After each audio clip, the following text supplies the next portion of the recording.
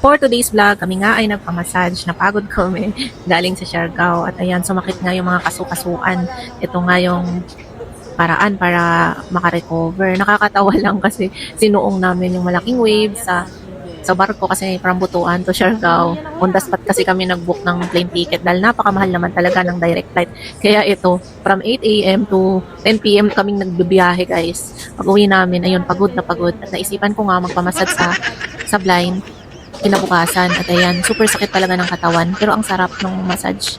At sabi nga namin, Kuya, yan o, ikarate nyo na to. Tawang-tawa kami kasi nabibiro ako.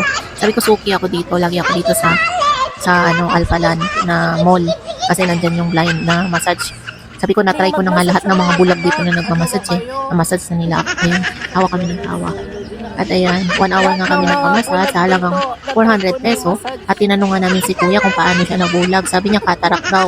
Nung 4 years old pa lang daw siya. Bigla na lang daw, lumabo yung mata niya. Ayun, may kanya-kanyang silang story. At nakaka-inspire naman din kasi still nagtatrabaho pa rin sila at naghahanap buhay at hindi sila umaasa sa ibang tao. At kumikita sila ng sarili nila kahit nabulag sila is nagbabanat pa rin sila ng buto. Nakakabilib naman din talaga yung mga ganitong tao. Kaya wala talagang reason na umasa lang tayo at maging pabigat tayo kasi kahit bulag nakakapagtrabaho. Kaya ganun guys, just keep going lang.